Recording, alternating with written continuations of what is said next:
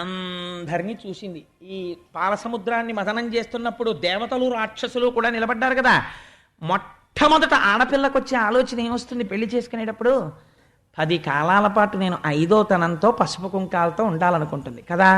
అందుకని ముందు అనుకుందిట, అసలు ముందు నాకు జీవితాంతం హాయిగా నేను పసుపు కుంకాలతో ఉండాలి. నేను పసుపు కుంకాలతో ఉండాలంటే అబ్బెబ్బెబ్బే కొన్ని చోట్లు ఉన్నాయి కానీ ఈ వీటి దగ్గర 5వ తనం ఉండదు, ఒక్కొక్కసారి వాటి తలకాయలు పడిపోతూ ఉంటాయనుకుంది. నేను నోటితో చెప్పడం ఎందుకు, 4 తలలున్న వాళ్ళు కూడా పడిపోతూ ఉంటారు కల్పాంతంలో. అందుకని అక్కడ 5వ తనం అంత బాగా కుదరదు. ఒకచోట సవతితో నోర్వరాదు. ఈయనతో సమానమైన వాడు ఒక ఆయన ఉన్నాడు, కానీ అప్పటికే ఆయన పక్కన ఒక ఆవిడ ఉంది, శంకరుడి పక్కన పార్వతీదేవి. అందుకని ఇప్పుడు నాకు సవతి గొడవ ఎందుకు, రెండో భార్యగా వెళ్ళడం ఎందుకు? తగనొకచోట అంతంత వైభవము కాదొక చోట. చాలా వైభవం ఉన్నట్టు ఉంటుంది, కానీ ఒక్కొక్కసారి వెంటనే తప్పుడు పనులు చేసి దరిద్రుడు అయిపోతుంటాడు. ఇంద్రుడు స్వర్గం. ఒకచోట వేడి మినుండబోల, ఒక చోట చాలా గొప్పవాడే ఆయన, మహానుభావుడు, కానీ బాబోయ్ చాలా వేడి, ఎప్పుడు వేడే, అసలు ఎప్పుడూ ఏసీ ఉండదు, సూర్యుడు. అందుకని ఒకచోట కరుణ లేదొక్కింత వెతికిన ఒక ఆయన మహాధర్మమూర్తి, ఎప్పుడు డ్యూటీ కాన్షియస్, చాలా డ్యూటీ మైండెడ్గా ఉంటాడు. కానీ ఎంత డ్యూటీ మైండెడ్ అంటే అసలు ఆయన దగ్గర కంపాషన్ అన్న శబ్దం లేదు, దయా అన్న మాట లేదు. అందరినీ ఏడిపించి డ్యూటీ చేస్తుంటాడు యమధర్మరాజు గారు. అందుకునొద్దు.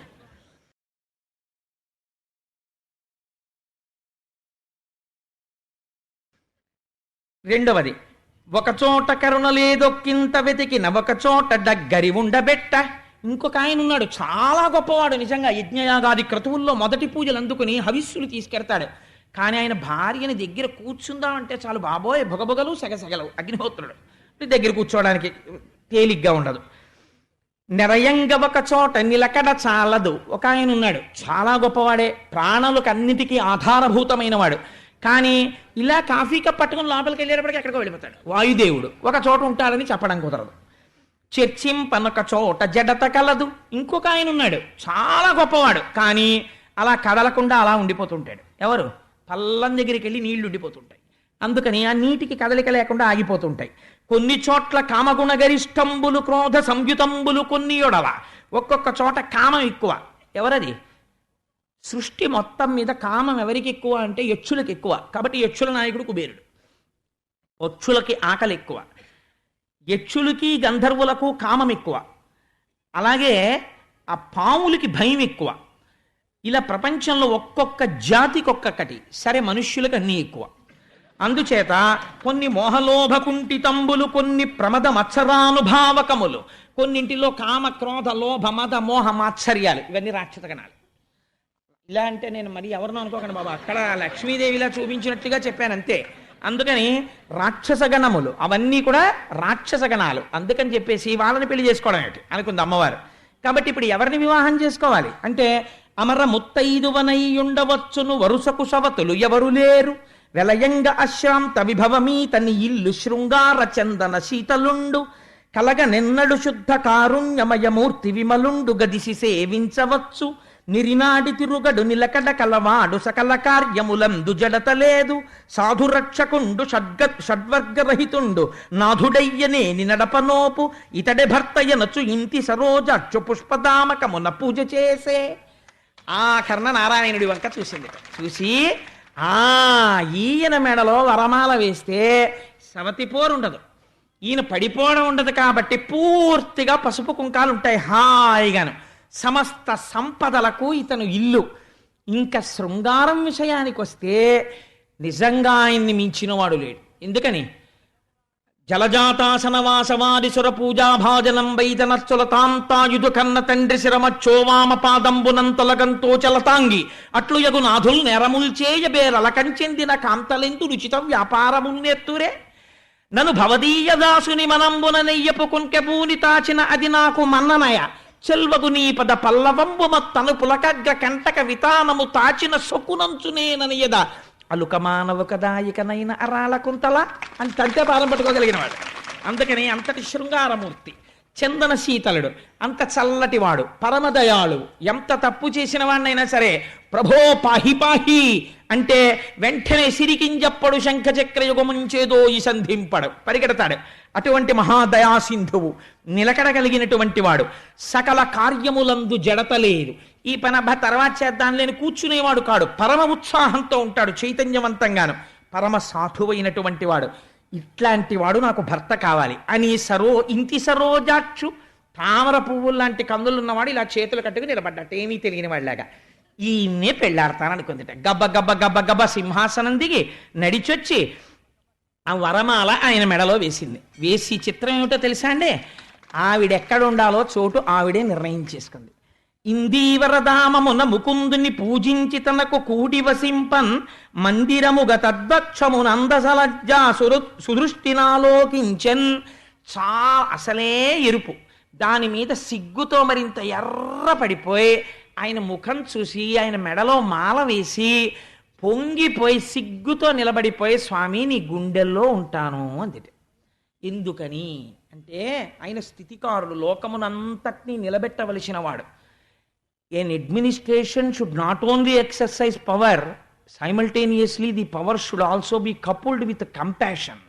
అధికారికి ఉండవలసినది కేవలము అధికారము కాదు, దయ ఉండాలి.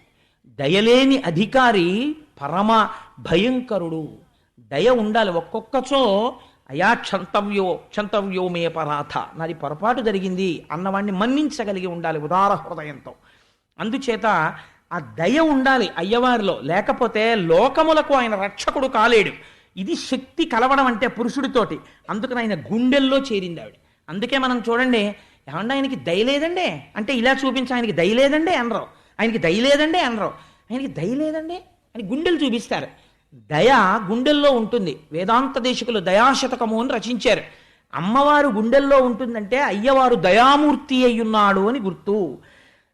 చిత్రం ఏమిటంటే అమ్మవారు ఇలా చూసేటప్పుడు అందరినీ చూసింది, కానీ రాక్షసుల్ని చూడడం మానేసింది. అంతే, వాళ్ళు దరిద్రులు అయిపోయారు. పోయిందంతే వాళ్ళకి అమృతం.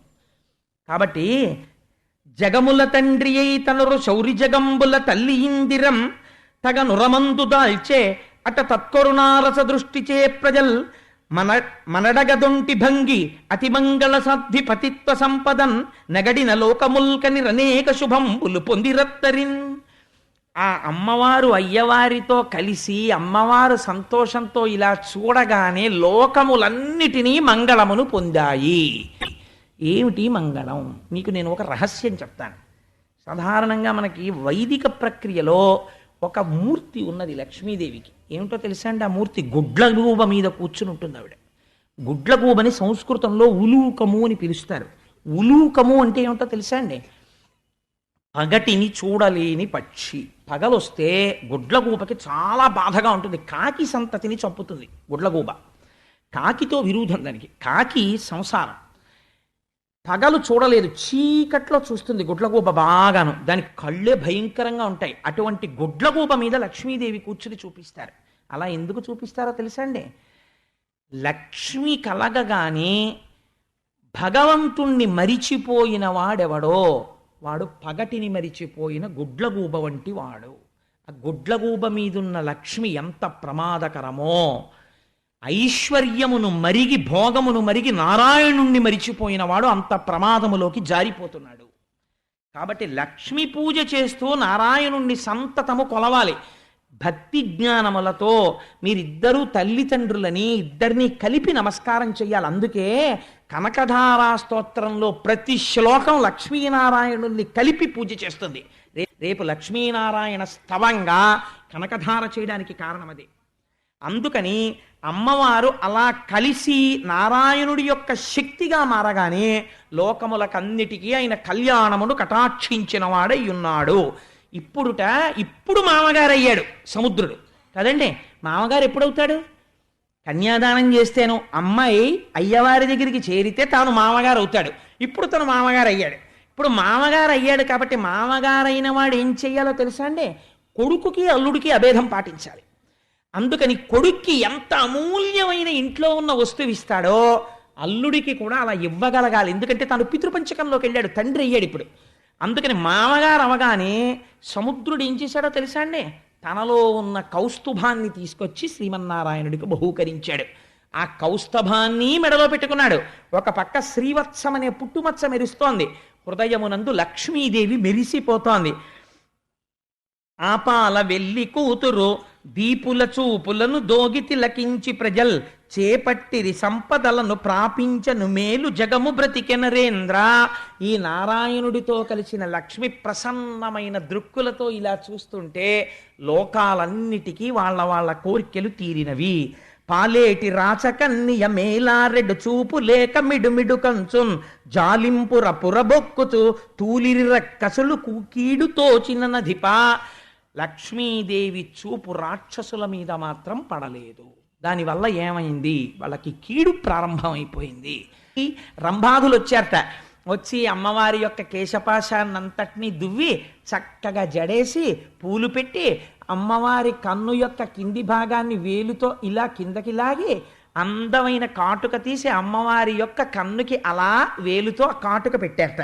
పెట్టి గుమ్మడి విత్తనమంత కస్తూరి బొట్టు అమ్మవారి యొక్క లలాటమునందు అలంకారం చేశారట. అత్తరు జవ్వాజి అగరు చందనము హత్తించి తనువల్లె కామె ముందటను నిలువుటద్దంపును నిలిపిరంతటను. అమ్మవారికి ఒంటికి కస్తూరి జవ్వాజి ఇలాంటివన్నీ రాసి నిలువుటద్దం తీసుకొచ్చి ఆవిడ ముందు పెట్టారట. చూసుకోమ్మా ఎంత అందంగా ఉన్నావో అని. నిజంగా మహానుభావుడు పోతన గారు ఎలా దర్శించారో ఈ రచన చేసినటువంటి ముదివర్తి కొండమాచారుల వారు అలా దర్శనం చేశారండి. ఆడపిల్ల సాధారణంగా అంత అలంకారం చేసేసి చూసుకో అమ్మా అని అద్దం పెడితే వెంటనే ఒక పని చేస్తారు, ఓసారి ఇలా అనుకుంటారు. అలా ఆయన ఎంత దర్శనం చేశారో చూడండి. తనురూపు శ్రీ లక్ష్మి దర్పణం బందు కనుబొమ్మ నిక్కగా కనుగొని నవ్వి సింహాసనము డిగ్గి చెంగల్వదండ చేదాల్చి అచ్చరల్ చేరి కొల్వంగా కుచ్చెళ్ళు మీ గాళ్ళు గునిసియాడంగా గరుడ గంధర్వ రక్షస యక్ష దివిజ సంగ మధ్యమునకు సరుగున వచ్చే. ఆ చేతిలో చెంగల్వ పూలదండ పట్టుకుని ఆ యక్ష రాక్షస కిన్నెర కింపురుష గణాల మధ్యలోకి లక్ష్మీదేవి వచ్చిందిట. చెప్పచోద్యంబైన శృంగారవల్లి మొలక నవ్వుల ముద్దు మోమును చూచి సోగ కన్నుల వాళ్ళు చూపులు చూచి ముదురు సంపంగి మొగ్గ ముక్కును చూచి అమృతంబు దొలకెడు అధరంబు చూచి సిగ్గులు సుడివడు చెక్కిళ్ళు చూచి ముచ్చాల మెచ్చని ముని పండ్ల చూచి పాలెండ్లపై జారు పయ్యద చూచి జవజవమను కౌసు సౌరును చూచి గుండ్రని పిరుదుల కుదిరిక చూచి కమనీయ కల హంసగమనంబు చూచి మొగమన కందమౌ ముటిమను చూచి మధుసూదనుడు తక్క మగవారలెల్లా వలపు నిక్కాక కూవశవర్తులైరి. అమ్మవారికి చక్కటి బొట్టు పెట్టి ఇలా సోగ కన్నులతో చూస్తూ ఆ చెంగల్వ పూలదండ పట్టుకుని అమృతం లాంటి ఆ అధరంతో ముత్యాల్లాంటి పళ్ళతో పెద్ద కేశపాశంతో మంచి పట్టుపుట్టంతో అమ్మవారు నడిచొస్తుంటే చిత్రం ఏమిటంటే దృష్టి తగలకుండా ఈశ్వరుడు ఓ చిన్న ముఠి ఒకటి పెట్టాడు ఈ అధరం కింద. అందుకని చెప్పి అటువంటి ఓ నల్లటి ముఠి ఒకటి ఆ ముఠిమతోటి వస్తుంటే మగవారులందరూ వలపు పొందారట, ఒక్క మధుసూదనుడు తప్ప. అలాంటి సమయంలో కన్నులకెగ దన్ను కైపున తన్ను తిలకించుచున్నట్టి దిక్పాలకాది సురవర్గమును గాంచి సుతతి భావించే. వీళ్ళందరినీ చూసి అనుకుంటుంది, ఇందాక అంది కదా ఒకటి దగ్గరికి వెడితే ఇప్పటికే భార్య ఉంది, ఒక ఆయన దగ్గరికి వెళ్ళలేము, ఒక ఆయనేమో ఎప్పుడు ధర్మం ధర్మం అంటుంటాడు.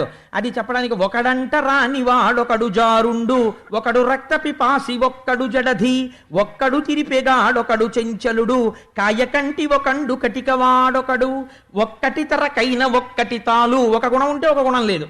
ఈ మొగమ్ములకటే ఇంతింత నునుపు శ్రీవత్సవక్షుండు శ్రితరక్షకుండు పుండరీకాక్షుండు భువనమోహనుడు శంఖచక్రధరుండు శార్ంగహస్తుండు తప్తచామీకరా ధగధగద్ధగిత పీతాంబరధరుండు ప్రియదర్శనుండు మణిపుంజరంచిత మంజుల మకుట మకరకుండలహార మంజీర కటక కాంచికాకేయూర కమ్రభూషణుడు అనుపమ జ్ఞాన బలైశ్వర్య వీర్య మాధుర్య గాంభీర్యమార్థవౌదార్య శౌర్య ధైర్య స్థైర్య చాతుర్య ముఖ్య కళ్యాణ గుణగణౌఘ మహార్ణవుండు తనకు నీడగువాడు తనమించువాడు విశ్వమంతయును తానైనవాడు శేషాద్రి నిలయుండు శ్రీనివాసుండు పతి అయిన సుఖములు పడయంగవచ్చు తులలేని భోగాల తులతూగవచ్చు ఏడేడు లోకాల ఏలంగవచ్చు అంచు సౌరికి వైచె అలమేలు మంగ చెంగల్వ విరిదండ చిత్తమొప్పంగా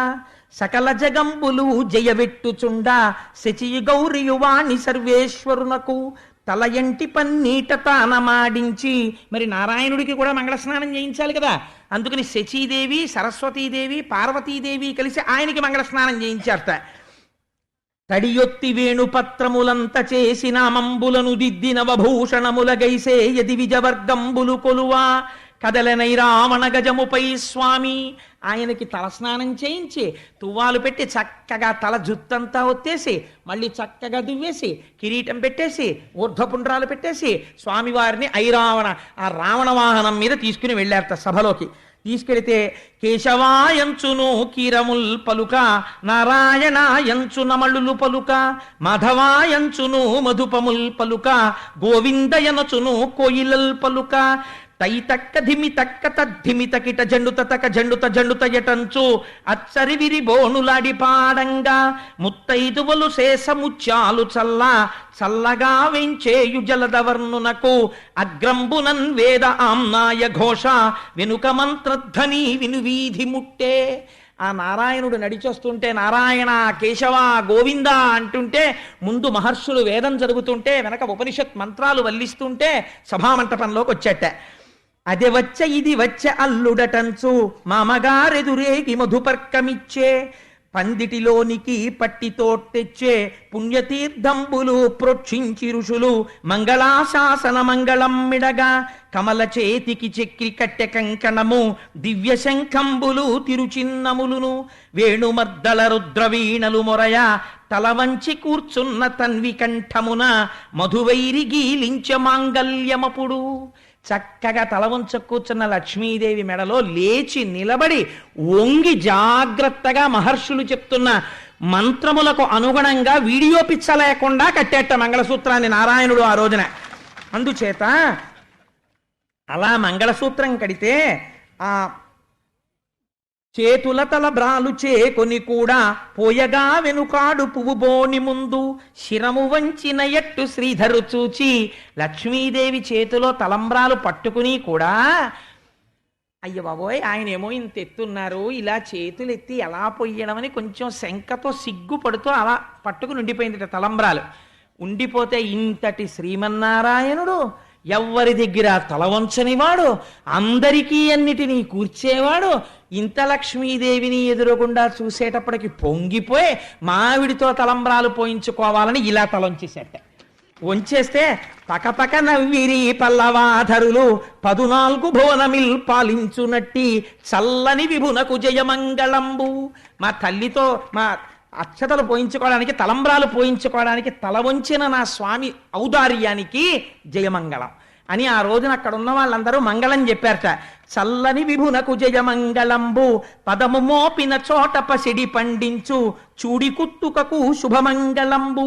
అంచుహారతులెత్తనంగనామణులు, రేపు మీరందరూ హారతలు ఎత్తుదురు గాని హారతులెత్తనంగనామణులు సాగె బూవము బంతి సంతోషముగను కలిత కంకణ జనాత్కారములెసగా కటక ఘలంఘలాత్కారముల్ పొసగా పిరుదులపై వేండి పింపిళ్ళు కూయ మొగమున తిలకంబు ముక్కున జార చిరు చెమ్మటల దోగి చెదరు గంధమ్ము ఘమఘమ వాసనల్ కృమరింపంగా చురుకు చూపుల కోపు చూపరగుండె పలువ చిచ్చురగొల్పు వగలాడి ఒకటే కోడి గమ్మాడెను గోపాలునిట్లు.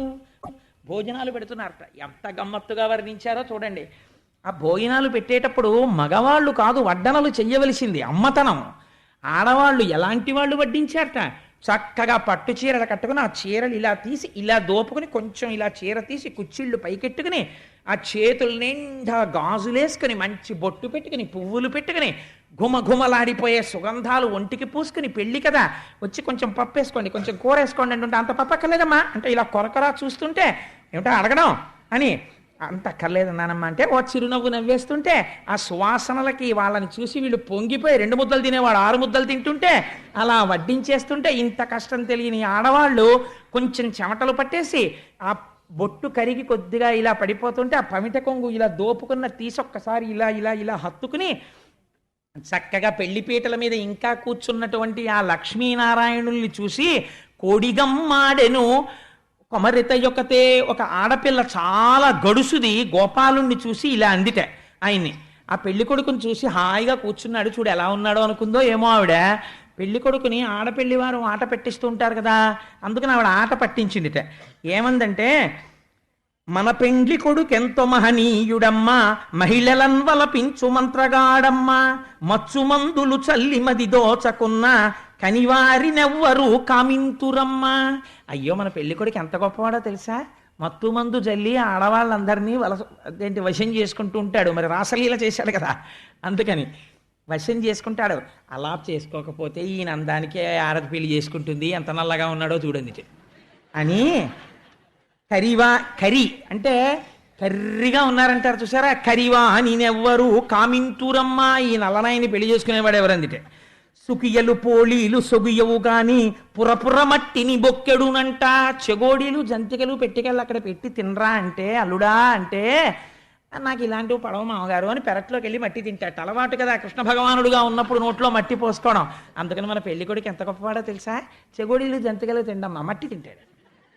అందుకని పట్టెమంచము వేసి పమరింప పాముపై తాపోయి పవలించునంట. మామగారు అల్లుడు వచ్చాడు కదా అని మంచి పట్టెమంచం వేసి పరుపేసి, అల్లుడు గారు పడుకోండి అంటే, అబ్బాయి మంచం మీద నాకు అలవాటు లేదండి అని పామెక్కి పడుకుంటూ ఉంటాడు. శేషుడి మీద పడుకుంటాడు కదా మరి. అందుకని అంబారి ఏనుగు అవతల కంపి బొల్లిగద్ద మీద వయాలి కదలెడునంట.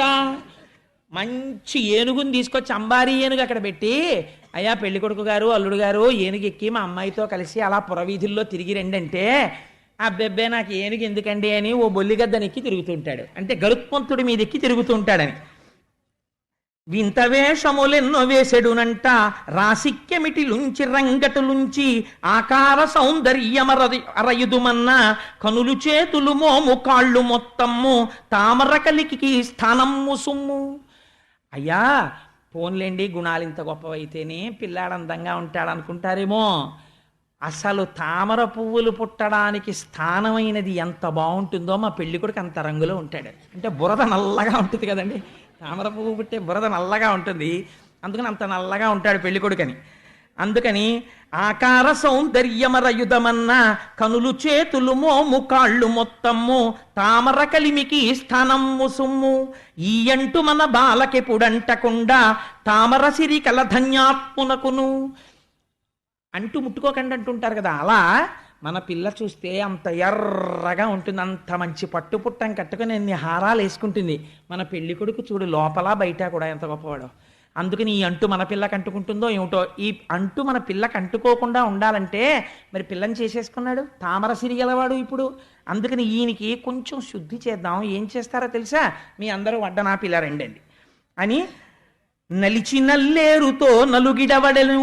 నల్లేరు తీసుకురండి, పెళ్లి కొడుకోసారి మనందరం నలుగు పెడదాం. కందనీటను వడల్ కడుగంగవలెను, కందనీరు తీసుకొస్తే కడిగేద్దాం ఆయన్ని. గంధకలే పమ్ము కడుబు ఊయవలెను, గంధకం బాగా పేస్టులా చేసి ఈయనకి పూద్దాం, పూస్తే ఈ నలుపు విరిగిపోతుంది. వాడవాడల తిప్పి వదలంగవలెను, వాడవాడల తిప్పి వదిలేద్దాం.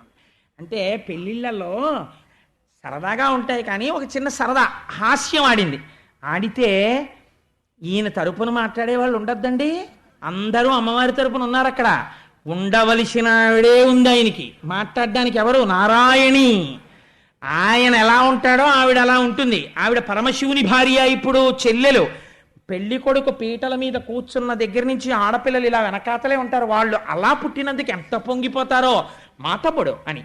ఉత్తప్పుడేమో నాకు తెలియదు కానీ వాళ్ళ ప్రేమ అటువంటిది, నేను కాదన్న. కానీ ఇలా కొంచెం చుక్క చెరిగిపోతే ఇలా చుక్క సర్దేస్తారు, ఇలా జుట్టు సర్దేస్తారు. ఆ జీలకర్ర బెల్లం ఇలా అంటుకుపోతే ఇలా ఇలా మళ్ళీ సర్దేస్తుంటారు. ఎంత సంతోషమో మా అన్నదమ్ముడని వాళ్ళకి.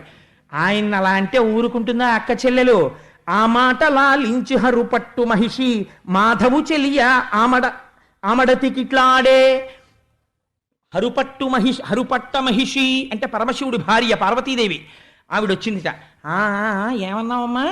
మా తమ్ముడు అంత నల్లగా ఉన్నాడా, అన్ని గుణాలు లేనివాడా, అతి విస్తరం వేల అందాల చిలుక నీవు నేర్చిన తెలుగు నేర్తురేయురులు. అంతంత మాటలు ఎందుకు కానీ, నీకున్నన్ని తెలివితేటలు ఎవరికి ఉంటాయి? ఎంత గొప్పగా చెప్పావు.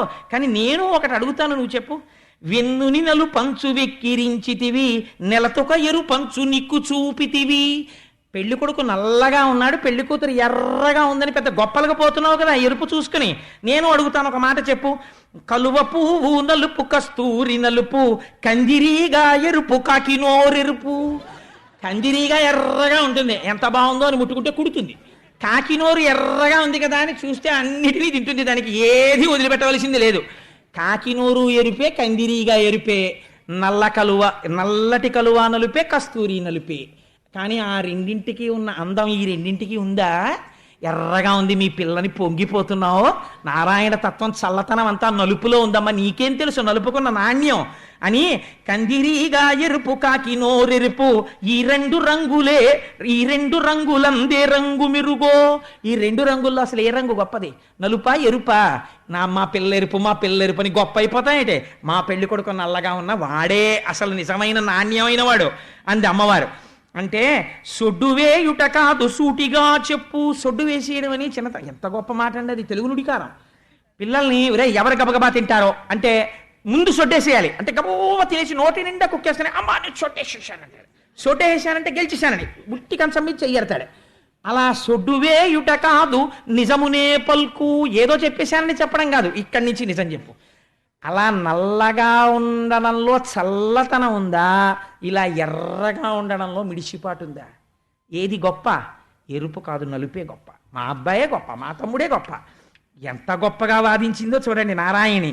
వరుని చూచిన కంట వధువును చూడు, మాయమర్మము వీడి మరిపదులాడు. కలికి కాల్సేతులు కన్నులు మోము, తామర విరిసిన తావులు కావో. తామరలో పుట్టి తామర పెరుగు, కొమ్మమేనికి దూలగొండిరా చెదవో. కందనీటి చికిత్సగరవించెదవో. ఇంతింత కన్నుల ఎగదిగ చూచి, సిగ్గుతో నెమ్మోము చేత కప్పికొని, అనలు కొనలు వేయు అనురక్తితోడ, రసికత లేని మా రంగని మెడను పూలమాలను వేసి పొలుపుగా అతని గుండెలపై చేరి కులుకంగతలచు. రంగనాయకి ఎంత రసికురాలమ్మ, శపరలోచన ఎంత చపలురాలమ్మ అని అడిగింది ఆవిడ. ఏమిటో తామర పువ్వు అంటున్నావు, మా అమ్మాయి తామర పువ్వులో పుట్టింది అంటున్నావు. ఒక్కసారి రేకులు విప్పి చూడు, ఎంత ఎర్ర తామరైనా, ఎంత తెల్ల తామరైనా, ఎంత నల్ల తామరైనా ఆ పెటల్స్ అంటే రేకులన్నీ ఉండే దగ్గర కొంచెం నీలివర్ణం ఉంటుంది. అందుకని ఎంత తెల్లటి వాడికి కాస్త కాళ్ళు చేతులు నల్లగా ఉండకుండా ఉంటాయా? అసలు నీకో విషయం చెప్పనా? కన్ను ఎరుపెక్కకుండా నల్లగా ఉండడంలో కారుణ్యం ఉంది. కారుణ్యం అంతా మా స్వామి దగ్గర ఉంది కాబట్టే మీ అమ్మాయి అంతమందిని ఇలా చూసి లోపల బోల్డ్ అని ఆలోచించి వరమాల తీసుకొచ్చి ఆయన మెళ్ళో వేసి గుండెల్లో స్థానం కోరి ఆయన గుండెల మీద పడుకుని సంతోషపడిపోయింది. రంగనాయకి ఎంత రసికురాలమ్మ.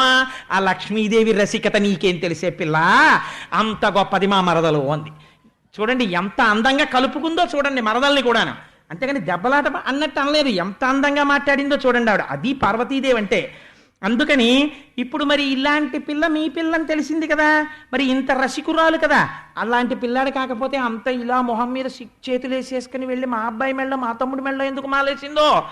అలాంటప్పుడు కొమ్మమేనికి దూలగొండిరా చెదవో, కందనీటి చికిత్సగరవించెదవో. ఇంతింత కన్నుల ఎగదిగ చూచి, సిగ్గుతో నిమ్మోము చేత కప్పికొని, అసలు కొనలు వేయు అనురక్తితోడ, రసికత లేని మా రంగని మెడను పూలమాలను వేసి పొలుపుగా అతని గుండెలపై చేరి కులుకంగతలచు. రంగనాయకి ఎంత రసికురాలమ్మ, శపరలోచన ఎంత చపలురాలమ్మ. శపరలోచన అంటే తుమ్మెదల వంటి కన్నులున్నది. తుమ్మెద ఎలా తిరుగుతుందో అలా నారాయణుండి తనివి తీరకుండా పైనుంచి కిందకి చూసే అలవాటు ఉన్నది. అంతటి సౌశీల్యం మీ అమ్మాయి ఎందుంది. వాళ్ళిద్దరూ అలా ఒకళ్ళనొకళ్ళు సంతోషంగా ఉన్నారు, మనం ఎందుకు ఈ హాస్యాలు అంది. ఆ నవ్వుల రవిరి మల్లె అందాలు చిందుచు అలరింపమదులు. వాళ్ళు పకపకా నవ్వారు, వీళ్ళు పకపకా నవ్వారు. ఈ నవ్వుల్లో ఆ నవ్వుల్లో కలిపి మల్లెలు విరిసాయిట పెళ్లి పందిట్లో. సకల వైభవములా జరిగెను పెండ్లి, అంపకమ్ముల వేళ అరుదించినంత. పసుపు కుంకుమ పూలు పండు టెంకాయ, తాంబూల మొడి దాల్చి తరలాక్షి లక్ష్మి. తలపలోపల కృంకు తండ్రిని చేరి. అమ్మాయి అత్తవారింటికి వెళ్ళిపోయే సమయం ఆసన్నం అయిపోయింది. ఆ ఒడి తీసి ఆ ఒడిగంటని పెడతారు కదా, అందులో టెంకాయ పసుపు పళ్ళు కుంకం అన్నీ పెట్టారు. ఆ ఒడిగంట ఇలా పెట్టుకుంది. నారాయణుడితో కలిసి బయలుదేరడానికి సిద్ధపడి వెనక్కి తిరిగి చూసిందిట. ఇంతటి మహానుభావుడు, ఇంత గాంభీర్యానికి పేరుగన్నవాడు, ఇన్ని విషయాలు తెలుసున్నవాడు, ఇంతటి సముద్రుడు కూడా బేలైపోయి కళ్ళమ్మట నీళ్లు తిరుగుతుండగా కూతుర్ని చూస్తున్నట్ట. దగ్గరికి వచ్చి నాయనాయని పిలిచిన దుఃఖ బాష్ప కణములు జల జల కన్నులు రాల గుండెపై తల వాల్చి కుములు చుండంగా కడవెడు బడబాగ్ని కడుపులో ననచి శిరమును మూర్ఖుని చెక్కిళ్ళు నిమిరి. ఆయన కడుపులో బడబాగ్నిట, ఎంత గొప్ప మాట అండి. సముద్రంలో అగ్నిహోత్రం ఉంటుంది. ఎంత వేదాంతం తెలిసినవాడైనా, ఎన్ని ఉపన్యాసాలు చెప్పిన వాడైనా, ఎన్ని పుస్తకాలు చదివిన వాడైనా, ఎన్ని పూజలు చేసిన వాడైనా తన కూతుర్ని కన్యాదానం చేసి నిజంగా వెళ్ళిపోతుంటే ఎంత దుఃఖం వచ్చేస్తుందో, 10 మందిలో ఏడిస్తే బాగుండదని లోపలికి వెళ్ళి కళ్ళు తుడుచుకుంటాడు. అందుకని కడుపులో బడబాగ్ని కన్నుల తన్న, కళ్ళల్లోకి వచ్చి కళ్ళమ్మట నీళ్ళు వస్తూ ఆ తల్లి బుగ్గలు పట్టుకుని శిరస్సు ఉంచి శిరస్సు మీద ముద్దు పెట్టుకుని ఆ బుగ్గలు నిమిరి కూతురుతో సముద్రుడు అన్నట్ట, పాలపూసల తల్లి భాగ్యాల వెళ్ళి వెట్క అత్తింటికి వెళ్ళి రావమ్మ, ఆడపిల్లలకు తండ్రి అయ్యడు కంటే మతిగతి లేనట్టి మానవుట మేలు. ఆడపిల్లకి తండ్రి అవడం కన్నా ఒక మానై పుడితే మంచిదమ్మా. ఇంత తండ్రిని నాన్నగారండి నాన్నగారండి నాన్నగారండి అని ఇంట్లో తిరిగి అత్తవారింటికి వెళ్ళిపోతుంటే తట్టుకోలేమమ్మా అన్నట్టు సముద్రుడంతటి వాడు అని వీణుల నీ పాట వినిపించుచుండా. ఆడపిల్లలు ఇళ్లలో ఎప్పుడు ఏదో పాట పాడుతుంటారు. ఆడపిల్ల అత్తారింటికి వెళ్ళిపోతుంటే అలా ఎప్పుడు ఏదో పాట పాడుతుండేది, ఆ టీవీ పెడుతుండేది. ఎందుకమ్మా టీవీ అంటే కట్టేసి నాన్నగారండి మంచి పాట అండి ఏదో పాట పాడుతుండేది. ఆడపిల్ల దెబ్బలాడలేకపోయేవాళ్ళం. ఏదో ఓ పిచ్చి పాట ఒకటి పట్టుకుని ఇలా ఇలా ఇలా డాన్స్ చేస్తుంటే ఏమిటది ఆడపిల్ల పెద్దదాని అవుతున్నావు, అలా డాన్స్లు అవి చేయకూడదు అని నాన్నగారంటే మళ్ళీ గమ్ముగా ఏం తెలియనట్టు ఊరుకుని ఆ ఆడపిల్ల యొక్క సౌశీల్యం జ్ఞాపకానికి వచ్చి వీణుల నీ పాట వినిపించుచుండా కన్నుల నీ ఆట కనిపించుచుండా ఊరటతో ఎట్టులుందునేయమ్మా గడియలో నిన్ను వచ్చి కనకుంతునమ్మ అని సాగరుడు పుత్రినను అనునయింపంగా. ప్రతి తండ్రి ఈ మాట అంటాడు, ఆఖరి నోటి గుర్తు తెచ్చుకుంటాడు. పర్వాలేదులే హైదరాబాదేగా, ఎప్పుడు మూడు వస్తే అప్పుడు జనరల్ కంపార్ట్మెంట్ ఎక్కినా వచ్చేస్తాను, తెల్లారేటప్పటికి నీ దగ్గర ఉంటానంటాడు. ఎందుకని కూతురు బాగా ప్రేమ పెంచుకున్నవాడు యోగ్యుడైన భర్తతో పాటు ఒకటి కోరుతుంటాడు. ఏమిటో తెలుసా అండి, ఇంత పిచ్చి పెంచుకున్న వాళ్ళు ఏ ఫారినో వెళ్ళిపోతారో ఏమిటో అంటుంటాడు. ఎందుకని తను వెళ్ళలేడని బెంగ. ఎంత పిచ్చి ప్రేమ ఉంటుందో చూడండి. తండ్రికి పైకి చెప్పుకోడంతే తేడా. ఎంత బాగా ఆవిష్కరించారో. బుద్ధులు గరపిరి పుణ్యకామినులు, అక్కడ ఉన్నటువంటి పుణ్యకామినులైన వాళ్ళు అత్తవారింటికి ఎడుతున్న ఆడపిల్లకి మంచి మాటలు చెప్పారు.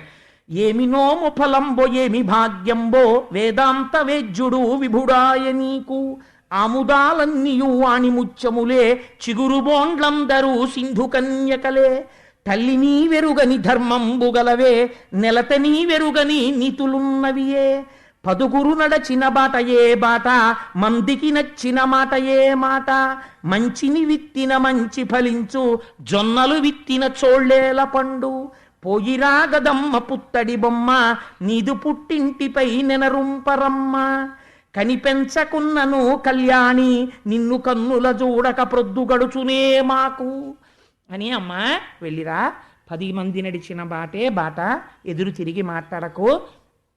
అమ్మ నీకు తెలియని విషయాలు ఉన్నాయా, అయినా కూడా చెప్పకుండా ఉండలేక మంచి మాటలు చెప్పి ఆడవాళ్ళు వెళ్ళగానే ముందు మీ మరిదిని ఇంట్లోంచి పంపించేయడం మొదలుపెట్టు అని పిచ్చ మాటలు కాకుండా చక్కటి మాటలు చెప్పి ఆ తల్లికి అత్తవారింటికి పంపిస్తుంటే, కనిపెంచకున్నను కళ్యాణి నిన్ను, అమ్మ నిన్ను మేము కనలేదు పెంచలేదు, కానీ పుట్టినంత మాత్రం చేత మాకే ఇలా ఉంటే ఆడపిల్లని కని పెంచి పెద్ద చేసి కన్యాదానం చేసేవాళ్ళు ఎంత గుండెల్లో బాధగా ఉంటారో. ఈ ఒక్క మాట రోజు ఇళ్లలో అర్థమై చదువుకుంటే ప్రతి ఇల్లు సౌభాగ్యంతో ఉంటుంది. అందుకని చిలుకలు పల్కిన చివురుమా విళ్ళ కోయిలల్ కూసిన గుండెలెట్లాడు. చిలుకలు ఎక్కడైనా పలుకులు పలికినా కోయిల కూసినా మా అమ్మాయి ఇలాగే పాడుతుండేది ఇంట్లో, పిచ్చి తల్లి వెళ్ళిపోయింది పెళ్లి చేసుకుని అని గుర్తొస్తుంది.